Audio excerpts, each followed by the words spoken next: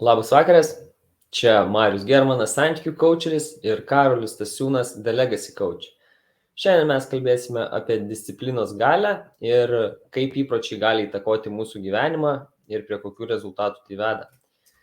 Kadangi Karolis šį vakarą išrinko temą, aš vis tiek nusprendžiau įvesti jūs į šią temą, nes kai perskaičiau, supratau, kaip tai yra aktualu man šiomis dienomis, kai dirbu viename darbe, tačiau darau žingsnius link savo veiklos. Ir kaip esu išgirdęs labai vieną mintį, kuri tikrai padėjo man kitaip pažvelgti į šį sakinį, į šią temą, kurią mes šį vakarą narpliosim, ir su šia mintim noriu ir pasidalinti ir su jumis. Tai yra, kai mes turime receptą iškepti pyragą ir nusipirkę ingredientus virtuvėje sumaišome, pakepam ir gaunasi pyragas, mes visi kaip ir nenustembam, nes yra pyragas, nes turim receptą ir mes tai planavom, taip ir gavosi.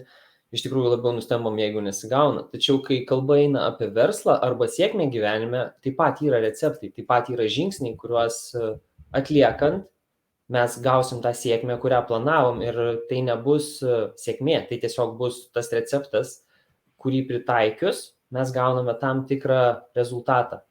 Tai šio vakaro tema apie įpročius ir yra apie tą receptą, kuris mums gali iškepti sėkmę, kurios taip trokštame savo gyvenime. Prašom, Karoli.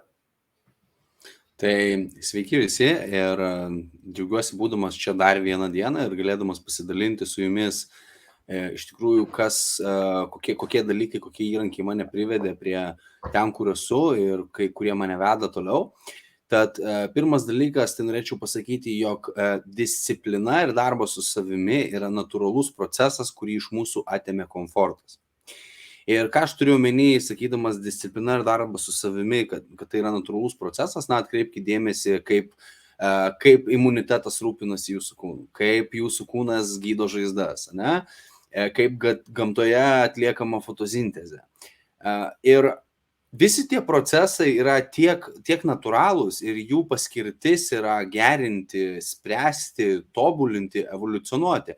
Ar tai nėra pakankamai drąsus ženklas iš gamtos, jog mes turime rūpinti savimi ir elementarūs disciplinos įpročiai, kuriuos mes integruojame į savo gyvenimą, jie vienaip ar kitaip yra rodiklis to, kur mes būsim po metų, po 5, po 10. Ir būtent žmonės, kurie sugeba be pasipriešinimo integruoti į savo gyvenimą disciplinas, jie patiria pačius didžiausius proveržius. Tiek asmeniniam segmente, tiek verslo segmente, tiek apskritai gyvenime. Ir žmonės, kurie būtent be pasipriešinimo arba net ir tie, kurie jaučia pasipriešinimą, tačiau imasi tų veiksmų, jog disciplina taptų laisva, lengva, su palengvėjimu, jinai judėtų mūsų gyvenime kaip srautas, jie drąsiai išreiškia pagarbą savo. Tai jie atlieka dalį gamtos proceso savyje tam, kad nutiktų tai, kas turi nutikti su jų kūno potencialu. Tai pažvelkime į tai kaip į natūralų procesą ir paklauskime savęs, kodėl man yra sunku laikytis disciplinos to, kas galbūt yra natūralu. Ir negalvokite, kad disciplina reiškia, jog čia aš tiksliom valandom turiu eiti miegoti, ar būtent tai galime į tai žiūrėti kaip taip. Kaip aš matau discipliną, tai yra mano budrumas, mano atsakingumas prieš pačio savo mintis, prieš pačio savo emocijas, prieš pačio savo veiksmus, dėl pačio savęs. Ir galbūt pas mane kinta atsikėlimo laikas, tačiau principaliai mes stengiamės, kad kas nutinka po to, kai mes atsikeliam, kokie pirmi žingsniai, ar mes iš karto įpuolame minčių emocijų kratinį, ar mes iš karto puolame maitintis cukrumi, ką mes darome, kokie veiksmai vyksta. Ir visa tai yra mūsų investicija į mūsų ateitį ir į mūsų gyvenimą. Tad jeigu mes pažvelgtume į tai kaip į gamtos dovaną ir į gamtos standartą, manau, mes pamatytume kur kas didesnę svarbą to negu mes anksčiau galbūt galvojame apie tai, nes būtent industrializacija ir visi pasaulio pokyčiai per paskutinius 30-40 metų privedė prie to, kad mes tapome labai patogus ir labai tingus, galėčiau pasakyti. Ir būtent šitas pokytis, kolektyvus pokytis privedė prie to, kad mes galbūt pamiršome, jog senovėje žmonės visada turėjo discipliną, kaip pamaitinti gyvūnus, apeiti sodus, palaistyti, padaryti tą, padaryti aną, išeiti medžioti. Tai prasme, tai jiems nieks nesakė, kad nuo skambučio iki skambučio reikia judėti, bet jie visi žinojo, kad jie turi tai padaryti. Ir aš nemanau, kad buvo labai didelių problemų ar labai didelio pasipriešinimo, kai jiem reikdavo bėgti kelias paras dėl maisto. Tai ganėtinai buvo normalu mūsų protėviams.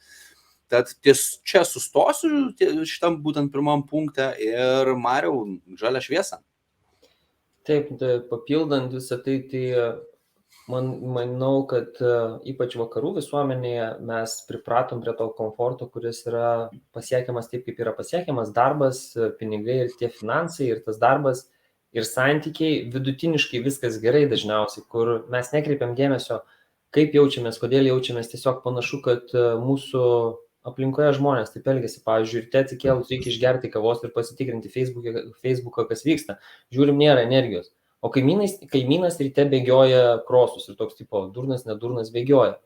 O jeigu tu pabandytum kokią savaitę, 2 savaitės, lygiai taip pat kaip ir aš pradėjau bėgioti, žiūriu, kad 16 valandų diena jinai nėra tokia sudėtinga, kai nebėgioju, kur teorijoje ir, sakykime, anksčiau mačiau, kad reikia gerai pamiegoti, tada turėsiu daug energijos, kur dabar matau, kad jeigu aš ryte pasportuoju, aš tada dieną turiu daugiau energijos, mano protas kitaip veikia, aš esu labiau pasiruošęs dienai ir sunkiau išmušamas iš balanso, iš savistabos, iš ramybės būsenos, ta prasme, nėra taip lengva mane išnešti iš ten, kur galiu ramiai su savimi pabūti ir priiminėti sprendimus gyvenimui iš to, kad aš noriu taip. Gal šiuo momentu aš noriu taip, o ne iš to, kad iškrenta kažkokia situacija, kad ir tas pats lindimas į šaltą vandenį, šaltą ežerą. Jeigu kažkas pasiūlė išsimaudyti žiemą jūroje, kodėl ne? O kodėl ne? Susirgsi, o nebuvai prieš tai susirgęs, gal išgyvensi, o gal iš tikrųjų patiks taip, kad tiesiog vasarą daugiau nebenorėsi maudytis.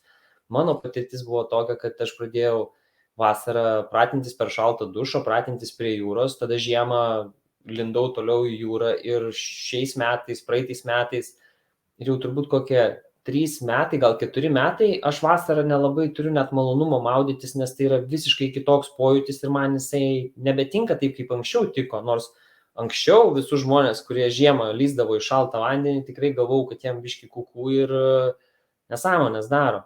Tai visą laiką, kalbant apie discipliną, tai man taip, kas užstrigo, atrodo reikalinga. Jeigu aš noriu pakeisti ten, kur esu, turiu naudoti savistabą ir stebėti, kada ją pametu, dėl ko ją pametu, nes taip, vis tiek iškrenta kažkokios situacijos su sunkesniem emociniam įkrovom ir išmuša, tikrai nuneša ir į apačią, ir į viršų, ir į kairę, ir į dešinę pasitikrinti tam, ar aš stoviu ten, kur noriu stovėti, kur sugrįšiu, kai mane išmuš ir per kiek laiko sugrįšiu. Tai procesai niekur nedingsta, tiesiog tie procesai, kas anksčiau užtrukdavo 2-3 metus, dabar gali prasisukti per 2-3 mėnesius, ta emocijų skalė, kur čia labai gerai, čia labai blogai ir tą emocijų skalę anksčiau užtrukdavau 3 mėnesius perėjai, dabar galiu prasukti per savaitę laiko, suprantu, atpažįstu ir dirbu su tuo, nes matau, kokius vaisius tai neša, matau, kaip mane tai augina ir mane tai veža. Tai siūlyčiau ir jums pabandyti, pasidalinsim tikrai patirtim, parašykit, pakomentuokit, gal patys ką naudojat, kas jums padėjo, kaip naudojat savistabą ir discipliną savistaboje tam, kad gauti naujus rezultatus gyvenime. Tai tiek dabar, prašom, Karoli. Tai prieš pradėdama savo antrą, norėčiau vieną užkabinti tokį dalyką, aš esu atkreipęs dėmesį, kad Marius mėgsta tą žodžių žaismą tarp reikia, noriu ir nenoriu.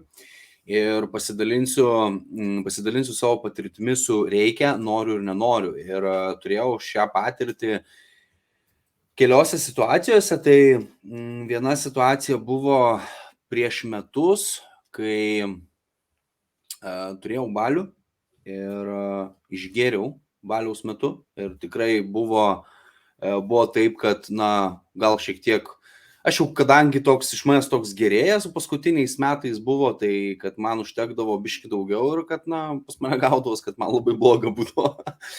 Ir tas toks gavosi pas mane prisipriešinimas, kad, ką man to reikia ir taip toliau. Bet vienu žodžiu, aš tą sekančią dieną aš buvau pasižadėjęs su draugu važiuoti jo draugui padėti pasikrauti rąstus į busą, nes mano draugas busą turėjo.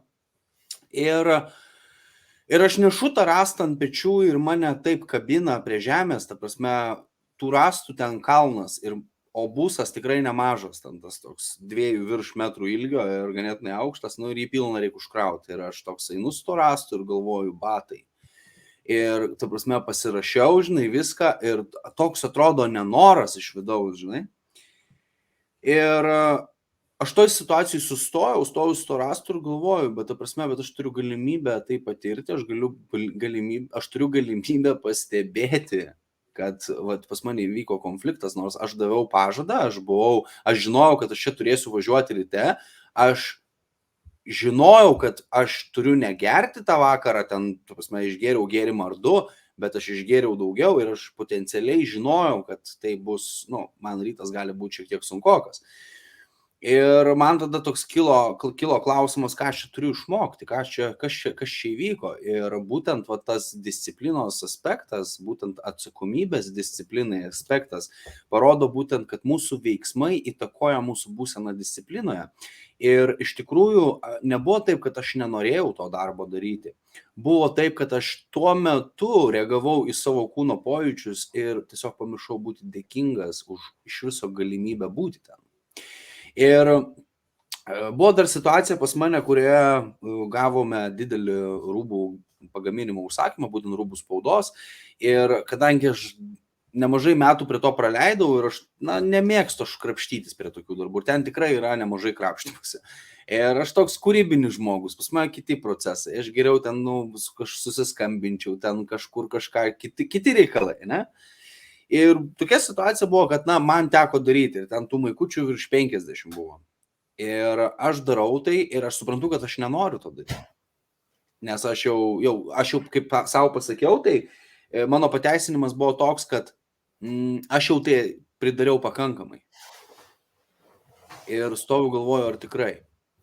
Tada kodėl mane taip veikia šitą veiklą? Kodėl aš jai priešinuosi? Šitą veiklą man tam tikrą periodą atnešė maistą ant stalo, tai tam tikrą periodą man mokėjo nuomą, tam tikrą periodą man suteikė papildomų pajamų kažkokiem tais mano kaprizam ar ten, kaip įvardinsi. Ir toks, kodėl aš taip jos nenoriu? Ir supratau, kad vertinu veiklą lygiais, ko tikrai neturėčiau daryti ir priimti, kad kiekviena veikla yra lygi pati savo, tai lygus yra lygiam. Ir kame buvo problema? Problema buvo tai, kad aš bandžiau sukurti būseną situacijoje,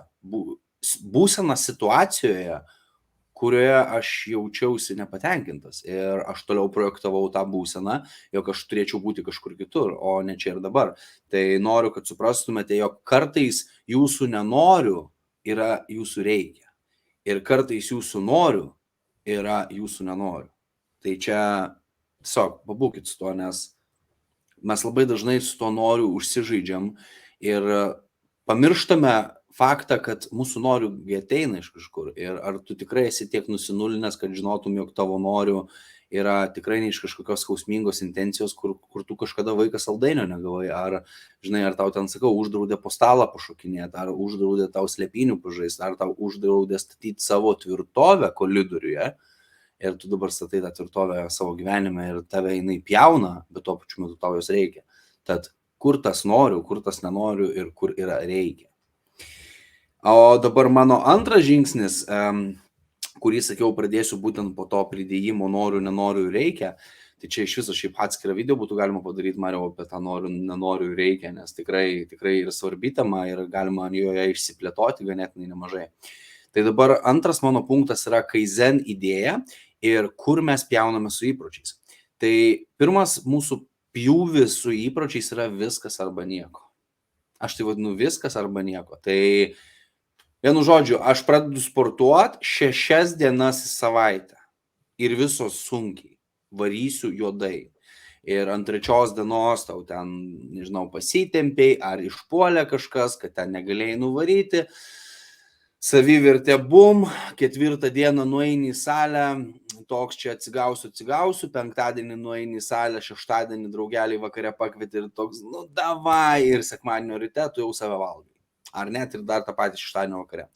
Tai dabar, kuom kaizenas būtent šitoj vietoj padeda mums, tai kaizenas yra idėja apie tai, kad įpročio formavimas ar naujų struktūrų kūrimas gali būti atliekamas mažais incremental, mažais žingsniais, mažomis detalėmis.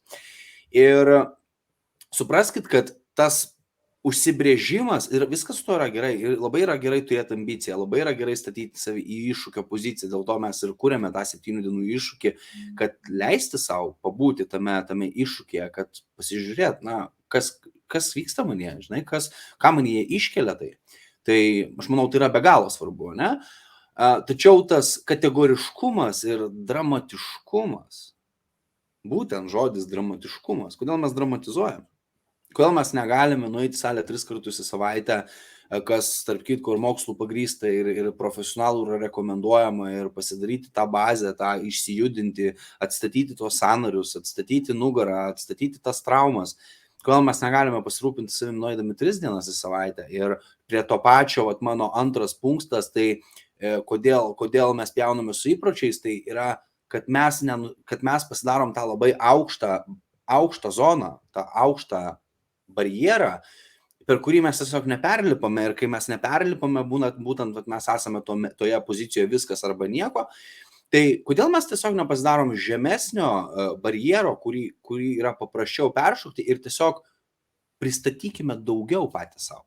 Tai jeigu pažadėjome, kad mes nueisime 2 dienas į salę, sakykime, 2 dienas, ne, labai daug dirbate ir panašiai, ir nuėjote 2 dienos ir jums išėjo nueiti 3 dieną.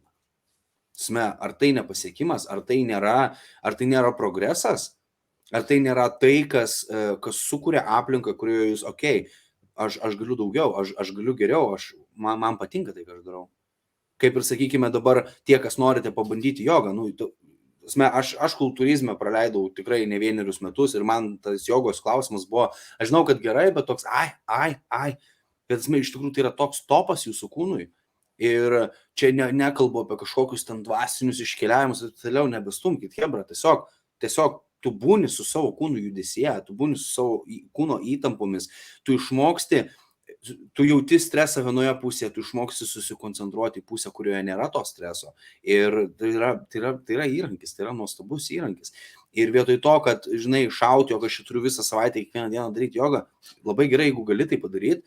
Ir jeigu tau tai yra šiek tiek per daug, nes, pavyzdžiui, man buvo periodas, kur man reikėjo po 1,5 valandos į dieną daryti tą jogą, ir, buvo dienų, kur aš norėjau kažką kito vakare daryti, kitaip sportuoti ir panašiai. Ir turėjau tokį mini konfliktą vidinį, ką išsisprendžiau būtent sukurdamas lanksčią aplinką, sukurdamas tą žemesnį slengsnį, kur, aš darysiu 2 kartus į savaitę jogą, aš darysiu 3 kartus į savaitę jogą, aš galiu pradėti nuo 1 karto į savaitę jogos. Ir ypač jeigu noriu eiti pas kažkokį mokytoją ar kažką, tai labai paprasta. Būtent 1 savaitę pasimkit sesiją visam mėnesiui, jeigu žinot, kurią dieną būsit laisvi.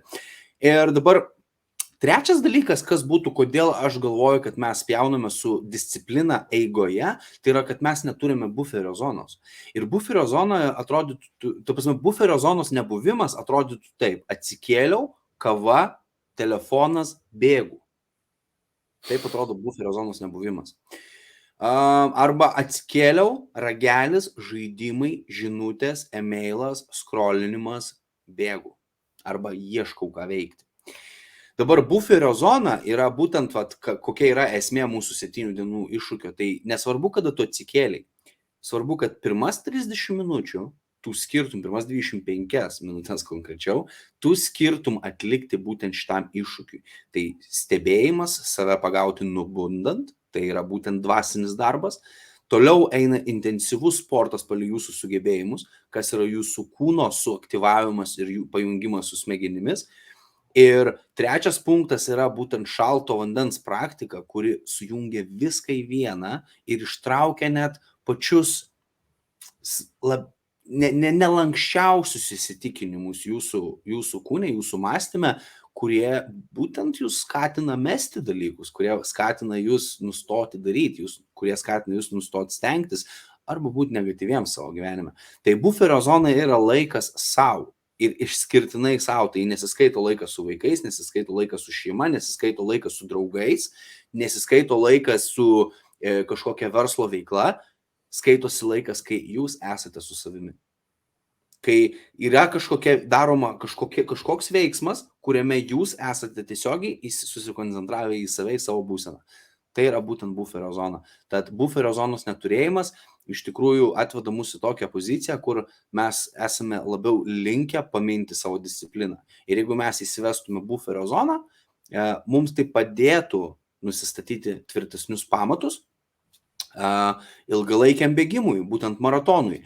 O paskui, jeigu jaučiate, kad jūs jaučiatės tvirtai be buferio zonos, ta prasme, jūs tiesiog tęsite savo gyvenimą ir esate disciplinuoti visoje dienoje skirtingose dalykuose. Tai ta prasme, tai nereiškia, kad jūs turite prisirišti prie kažkokio įpročio, jog aš be šito įpročio būsiu kitoks ar būsiu nelaimingas. Taip nėra. Tai tiesiog yra pamatinis darbas, kad, žinot, kaip ir pamatus išpilt, mes turime procesą. Tai lygiai taip pat kaip ir disciplinos pamatus išpilt, mes turime procesą. Dabar yra vienas metodas, kuris padeda sugrįžti, kai mes pripjaunam su įpročiais. Tai yra sienos metodas. Ir šitą metodą aš išgirdau iš Dwayno Johnsono, kai jisai davė paskaitą būtent profesionaliems NFL, man atrodo, lygos žaidėjams. Kai jisai pasakojo, ką jisai daro, kai jam pasidaro sunku, kai jisai lyg ir nori daryti žingsnį atgal. Tai jisai atsirėmė su savo nugarą į sieną ir galbūt aš ne žodin papasakosiu, bet aš papasakosiu tikrai taip, kaip aš tai priėmiau. Ir jis atsistojo su nugarą į sieną ir jisai sako, aš kiekvieną kartą, kai pajaučiu būtent tą sunkumą, stresą, įtampą, kur jaučiuosi lyg žengčiau atgal, lyg sustočiau, aš pasižiūriu į tą sieną už savęs ir tai ta siena man simbolizuoja viską, ką aš praėjau ir kuom aš tapau šiai dienai. Ir šitą akimirką, net dabar tai jaučiu, mūsų užpildo dėkingumas, mūsų užpildo pasitikėjimas savimi, mūsų užpildo pilnatvė. Nes mes esame pajėgus, mes esame to verti. Ir būtent šitas sienos metodas man primindavo, jog būtent mano kelionėje tai buvo labai nuostabūs skyriai, dėl kurių aš nesigailiu, dėl kurių aš nesigėdiju ir kurių aš nebijau ir kurie mane tik tais pastumėjo į priekį tapti geresnė versija, geresniu žmogumi. Ir tikrai atsiremkite tą sieną, kurioje pajausite dėkingumą už tai, ką praėjote, už tai, ką pasiekėte ir už tai, kuom tapote. Ir net jeigu šiai dienai jaučiatės, lyg būtumėt ne tie, kuom turite būti, padėkokit savo už tai, kur esate, nes tai, kas esate šiandien, yra priežastis, kodėl jūs galite būti tai, ką jūs matote. Taigi, Mariau. Vėlgi, Karolis ką paminėjo apie tai, kad mes, jeigu jau kažką praleidžiam, susiplanavom 6 dienos, nuėjom 4 dienas ir ten 3 nuėjom, 1 nenuėjom ir mes pradedam save plakti, manau, kad visa tai kyla iš mokyklos, nes vis dėlto mokykloje būdavo arba mes, arba 10-9, arba ten apačia, ar tai toks ir plaukdavom, turbūt daugelis. Plius minus, nei ten gerai, nei blogai, bet bilė niekas nieko nesako, kažkaip judam į priekį. Ir tas valgymas savęs iš tikrųjų yra labai žalojantis dalykas. Yra pakankamai žmonių, kurie turi nekokią nuomonę turbūt apie mus, nors yra tikrai žmonių, kurie kalba vienaip ar kitaip, ne visi tikrai kalba gražiai. Ir yra labai svarbu, kaip mes patys su savim apie save kalbam, nes labai retai tikrai įvertinam, ką pasiekėm, ką padarėm ir sustojom savo, padėkojom, kad tai padarėm.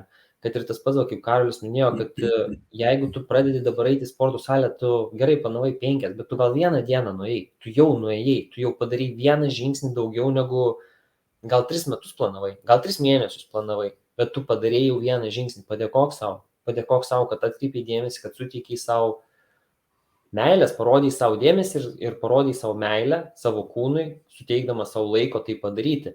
Ir tai suteiks energijos, suteiks noro tai pakartoti, o ne grįžti namo 2 dieną nenuėjau, nors planavau, ten dėl kažko nesigavo ir tada save daužyti, nes puikiai visi žinom istoriją apie sausio mėnesį ir sporto sales, turbūt Karolis irgi gali paliudyti, kad sausio mėnesį sporto salėse viskas užimta ir tada jau vasarį gali eiti ramiai sportuoti, nes treniruokliai atsilaisvina. Tai manau, kad daugelis iš tų žmonių vėlgi užsihypina prieš naujaką pasiekti tam tikrus rezultatus, nueina pirmą savaitę, žiūri, nesigavo, kad 10 dienų iš 7 nueiti sporto salę, tada pradeda save valgyti savo galvoje ir žiūri, kad po 2-3 savaitės jau lieka gal tik 20% tų naujų narių.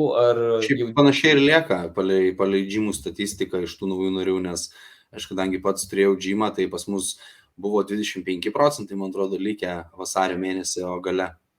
Tai vat labai puikus šitas metodas, ką pasidalino Karolis apie sienos metodą.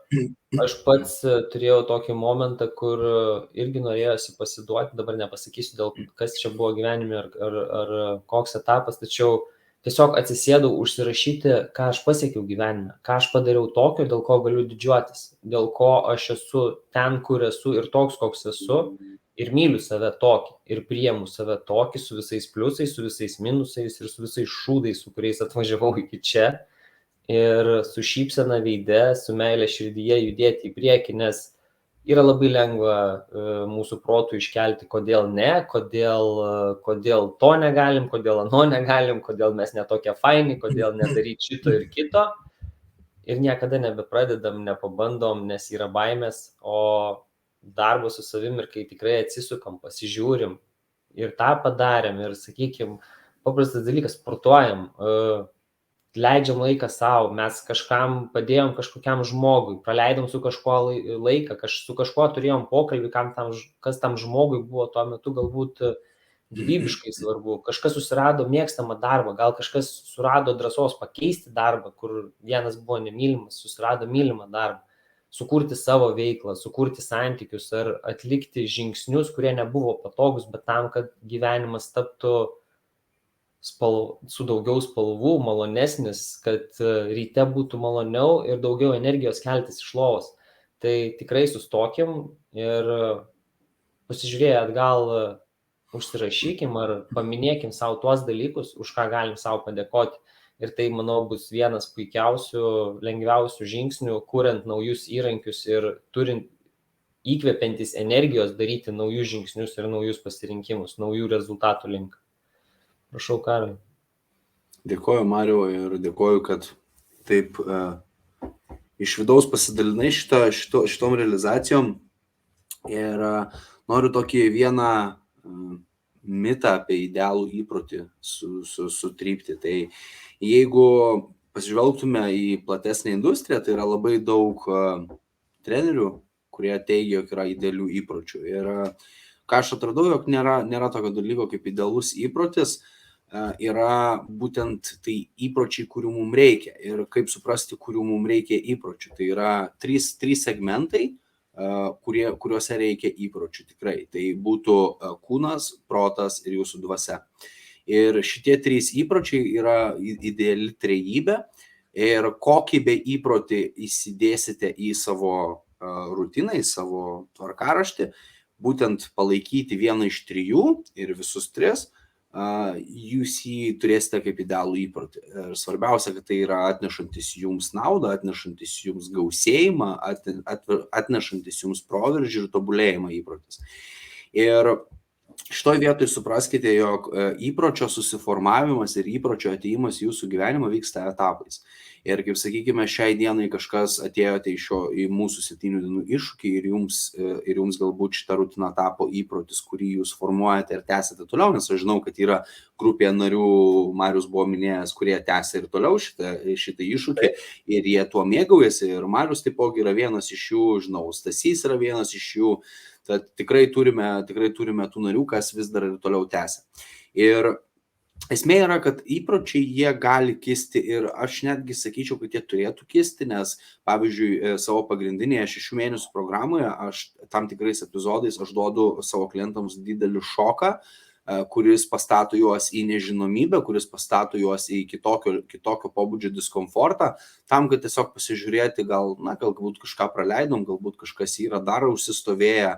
Ir pavyzdžiui, tokie dalykai kaip išėjimas būtent, kaip čia lietuviškai palaidom, į aplinką, kurioje minių srautai vaikšto, ir būtent tenai atsisėsti ir tiesiog pildyti žurnalą arba pamedituoti ir atkreipti dėmesį, kaip jaučiatės, kaip reaguojate į tai, kad nematote žmonių, ir kaip reaguojate į tai, kad tie žmonės eina ir žiūri jūs ir turi kažkokią tai nuomonę, galbūt, kad ten, koks keistuolis ar dar kažko, kaip tai jūs veikia. Tai čia būtų vienas iš tokių paprastesnių pavyzdžių, ką naudoju. Ir dabar, kadangi mes jau esam prie 30 minučių ribos ir dar Marius turi vieną punktą, tai aš pasidalinsiu iškart savo ketvirtuoju prie to pačio, nes čia šiaip turiu turėti 3, bet šiandien išėjo taip, kad turiu 4 ir ketvirtas eina būtent prie to, kaip iš tikrųjų pakeisti įkyrų įprotį.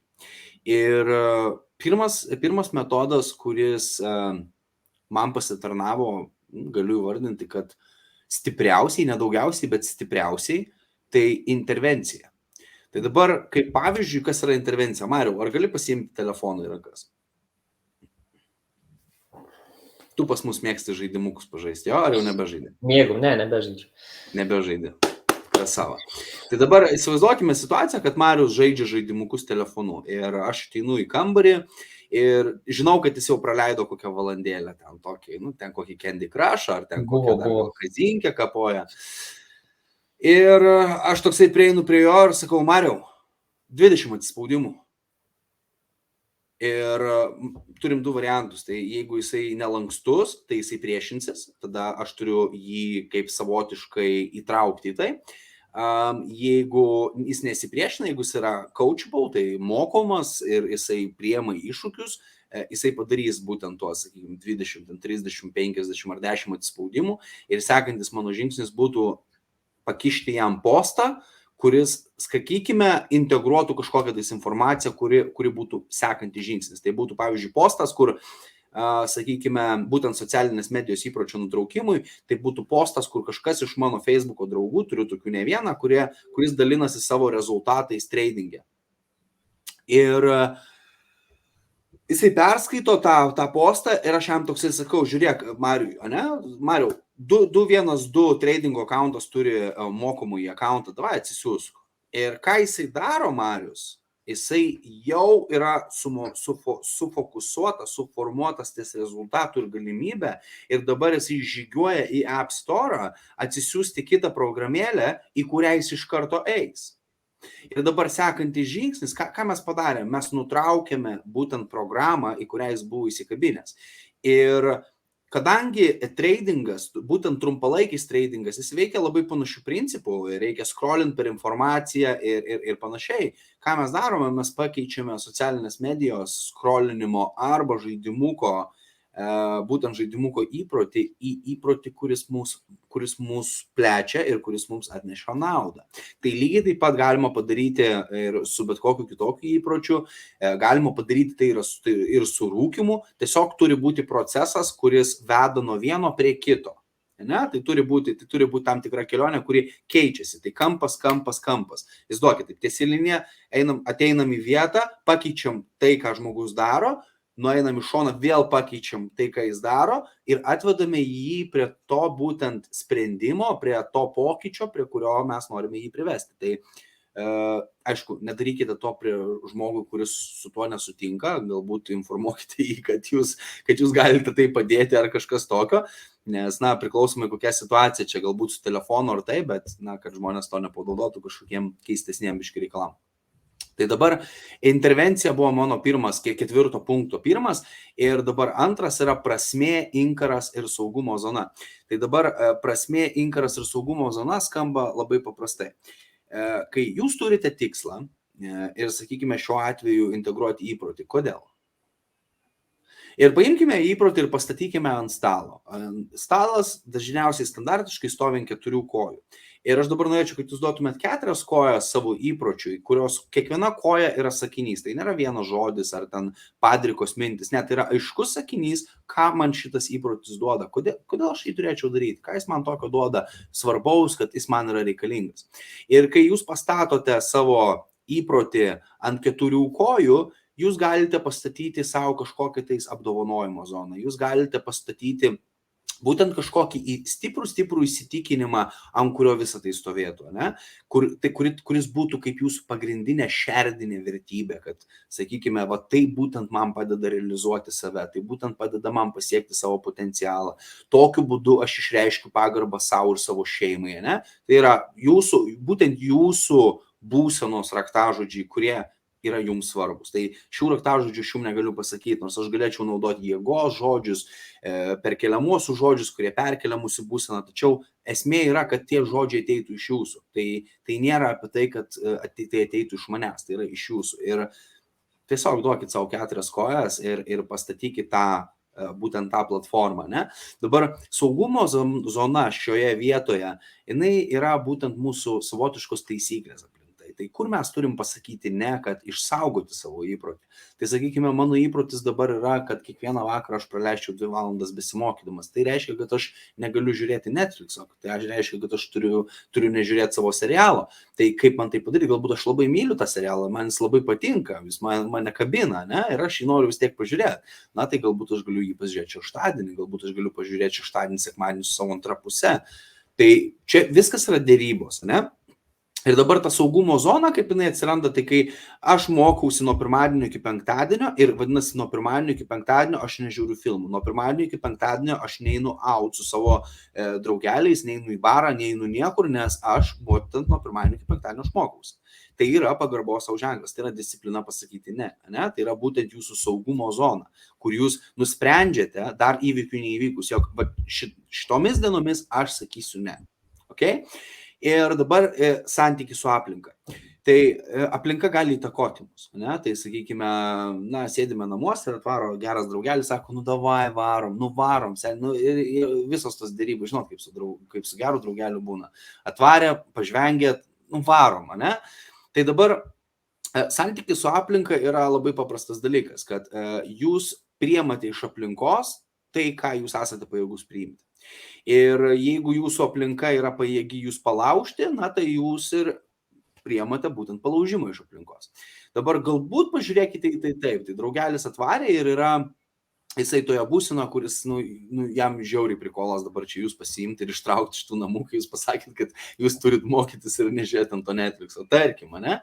Ir šioje vietoje mes galime įsivertinti save ir ar mes pasakysime ne. Tai kyla iš mūsų, tai galbūt mums reikia, kad šitas draugas ateitų ir padarytų visą šitą spektaklį, visą šitą stand-upą, tam, kad mes kartu pasijuoktume ir galbūt, kad jisai irgi suprastų ir pagerbtų mano sprendimą, pagerbtų mano pastangas, jog aš stengiuosi būti geresniu ir stengiuosi tapti tuo žmogumi, kurį matau aš ir kurį galbūt mato mano šeima, tai kas man svarbu, ne? Tai būtent tas santykis su aplinka yra labai dažnas mitas, kad jeigu mes pakeisime aplinką, pasikeis mūsų situacija trumpam. Tačiau paskui jūs vis tiek kažkur įsivelsite į ciklą. Ir, žinai, nesakau, kad jeigu jūs patirėte namuose smurtą ar patyrėte namuose smurtą ir kad jūs neturėtumėte keisti aplinkos, tai yra jūsų saugumas, jūsų vaikų saugumas ir apskritai. Tačiau mes kalbame apie situacijas, kur žmogus yra nepatenkintas savo turima vieta. Ir jeigu neklystu, Robertui Adamsui klientė iš Čikagos skambino ir sako, kad jinai blogai jaučiasi, jos bendradarbiai jožiai ir ją nervuoja ir jinai yra labai nepatenkinta visuo tame darbe. Ir jinai pasakė, jam pasidalino su jo, kad jinai išvyksta į kitą miestą gyventi ir kad, ten bus geriau. Ir aišku, Robertas Adamsas puikiai žinojo, kad, tai nėra sprendimas, jisai su ją pasidalino būtent ten sadhana kažkokia, kad jinai praleistų laiko daugiau su savimi, su savo vidinė aš ir kad galbūt pati prieitų tas realizacijas. Ir, aišku, ta moteris išvažiavo, tarp Čikagos ir Niujorko vyko veiksmas. Ir ta moteris išvažiavo, pirmieji mėnesiai buvo wow, nustabus, visi tokie faini, visi tokie geri ir trečiam mėnesį viskas prasidėjo iš naujo. Na ir tuomet jinai suprato, kad būtent problema yra ne aplinkoje, važiuoja kažkur su ją, nes yra požiūris į žmonės, kuris priveda ją prie būtent tos būsenos ir tokių sprendimų. Tad santykis su aplinka prasideda nuo mūsų pačių santykių su savimi ir ką mes matome kituose. Pavyzdžiui, aš Marijoje matau save, aš jumise matau save ir man tai padaro gyvenimą lengvą, man tai padaro gyvenimą besvorį, man tai padaro buvimą gerų žmogumi paprastą, nes tai, ką darau kitam, darau savo. Tad tuom ir gyvenu. Mariau. Tai Karolis iš tikrųjų tą intervenciją panaudojo ir su manim, nes yra žmogus, su kuriuo dalinuosi savo gyvenimo įvykiais ar tam tikrais iššūkiais. Ir per vieną mano pasidalinimą pasiūlė padaryti 50 atsispaudimų. Buvau darbe, buvo pietų pertrauka ir toks tipo, rimtai čia dabar su darbiniais rūbais, kaip čia dabar atrodysiu.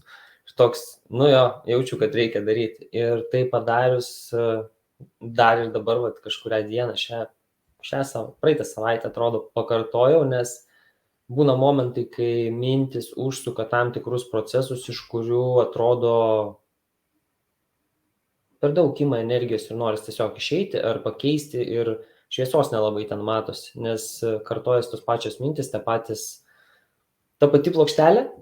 Ir tai buvo labai puikiai intervencija, kuri vieną kartą pabandžius, man tikrai patiko ir sportas toks, jaučiu, kad jau mintis kažkaip spaust pradeda, davai, atsispaudimų, bam, ir iš karto ir lengviau, ir ant minčių pasidaro šviesiau, ir tada truputį kitokios plokštelės pradeda suktis, nes protas nenori, kad kūnui būtų nepatogu ir pradeda žiūrėti, kaip čia mane būtų apgauti efektyviau. Tai tokiu pasidalinimu ir baigsiu šio vakarą tada mūsų pasirodymą ir dėkoju už jūsų dėmesį ir iki kitų kartų. Tikrai dėkoju, kad žiūrėjote šitą video ir lauksime jūsų dar 6-7 dienoj. Tie, kurie žiūrite 5 dieną ir nematėte 1, 2 ar 3 ar 4 dienų, tai tikrai rekomenduoju pasižiūrėti ir žiūrėti galbūt net ir eilės tvarka, nes tai būtų iš tikrųjų gyvenimą keičiantis pokalbiai. Ir jeigu negalite to padaryti kiekvieną dieną, užsibrėžkite, kad pažiūrėsite po vieną video į savaitę ar po 2 video į savaitę. Tai didžioji dalis mūsų video trunka neilgiau 30 minučių. Čia šiandien mes stebuklingų būdų padarėm 42 minutės. Tad drąsiai įvertinkite šią informaciją ir ne šiaip peržiūrėkite, o pasimkite lapą, pasimkite tušinuką ir pastudijuokite tai, ką mes kalbame, užgaudykite mūsų žodžius. Jeigu turite pastebėjimų, pasidalinkite. Ir čia ne apie tai, ar mėgsta ar kažkas ar nemėgsta, ar sutinka ar nesutinka. Čia apie tai, kad mes visi kartu augtume. Ir manau, mūsų veiksmai rodo, jog mes stengiamės augti ir augdami stengiamės augti visi kartu. Tad jūsų pasidalinimas, jūsų paskatinimai, jūsų konstruktyvi kritika, jūsų pakviesti draugai į bendruomenį, jūsų papasakota istorija apie mus, apie tai, ką mes čia darome, visa tai ir yra būtent tas laistymo procesas, kuris palaisto tas pasodintas sėklas, kurios jau yra pasodintos. Tad gražios jums dienos ir iki rytojaus. Viso.